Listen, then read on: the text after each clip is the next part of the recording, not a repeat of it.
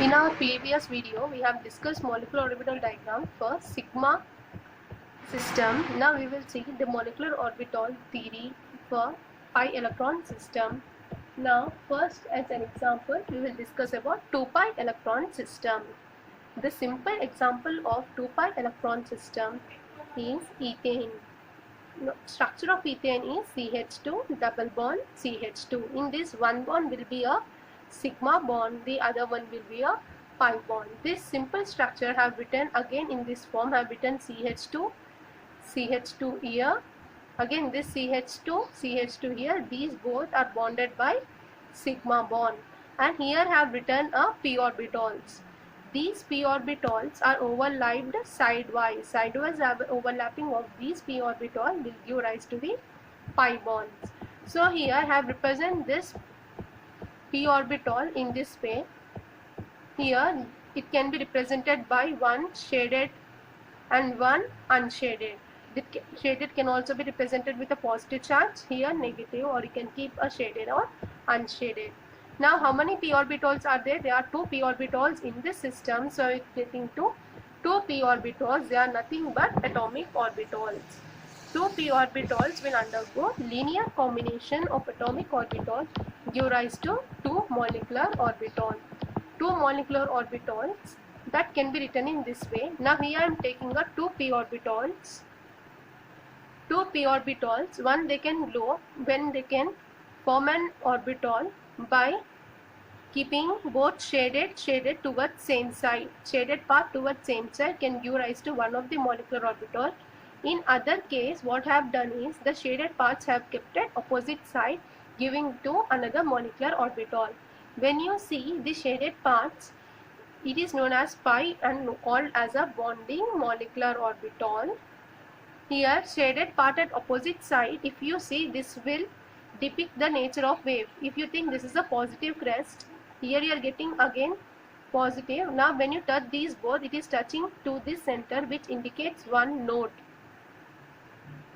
This is an anti-bonding molecular orbital.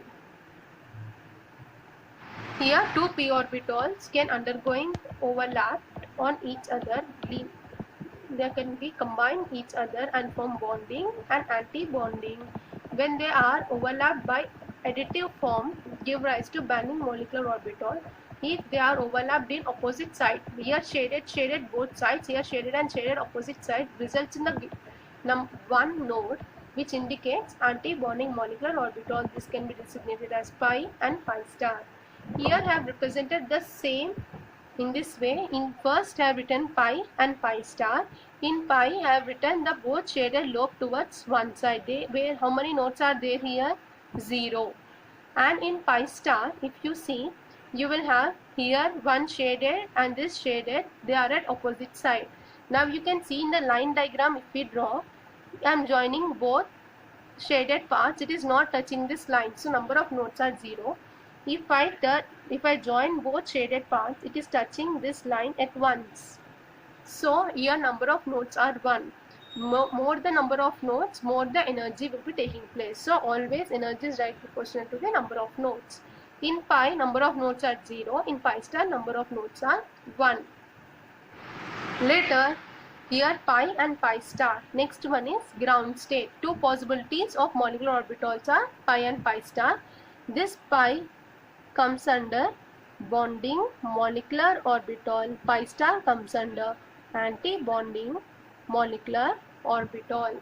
Next we can go for ground state. In this single double bond, when you take CH2, double bond CH2 contain how many pi bonds? 1 pi bond is present.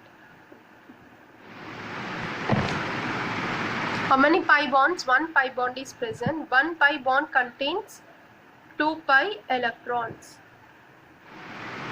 Now if you consider this is a bonding energy level, this is an anti-bonding energy level. First I will fill these 2 electrons in it. Now first I took this 2 electron. In the ground state, I started filling in bonding molecular orbital. 2 electrons are filled in bonding.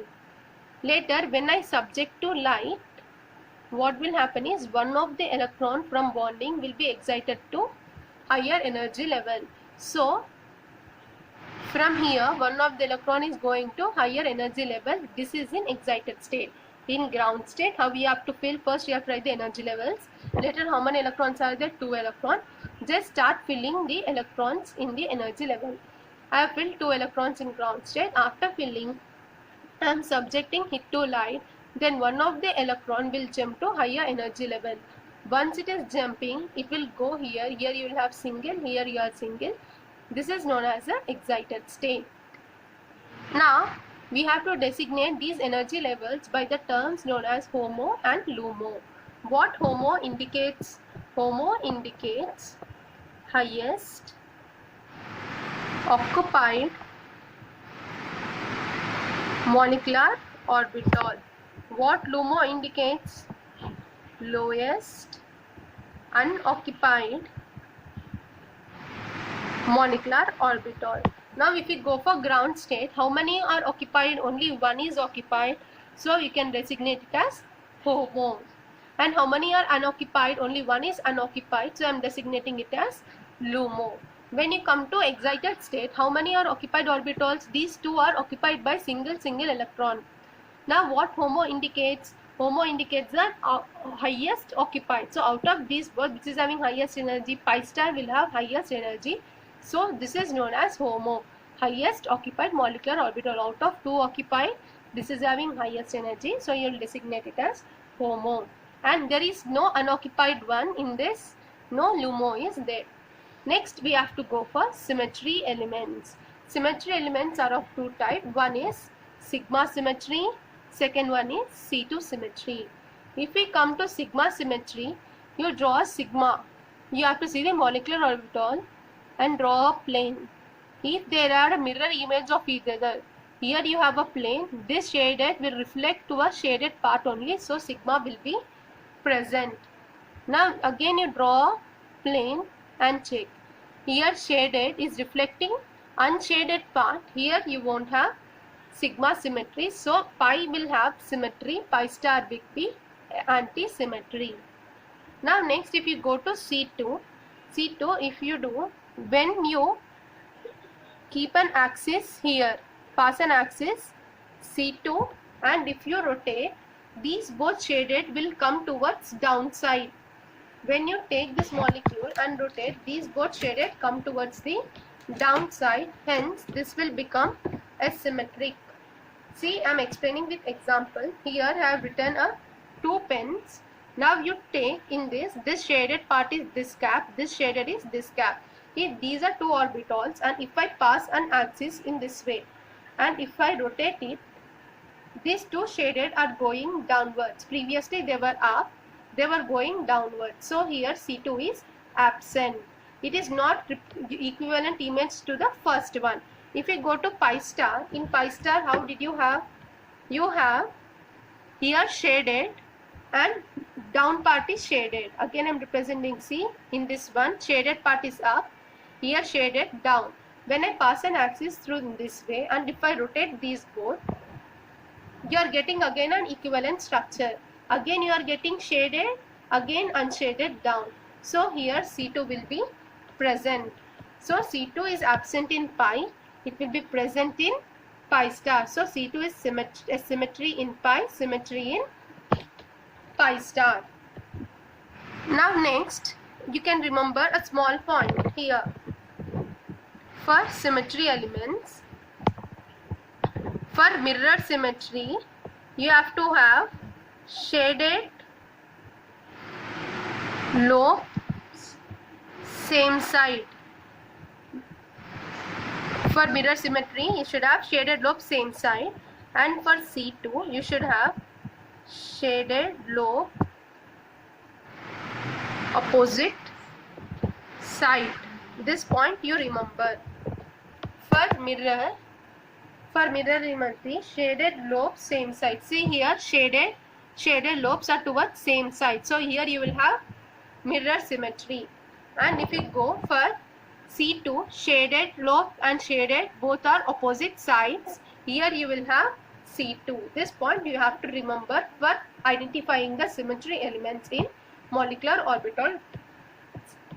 Next, last we have to draw table indicating which is the HOMO, LUMO at ground and excited state. First, 2pi electron system. Here I have made a table having a ground state, excited state, HOMO and LUMO. Now first we will go for ground state.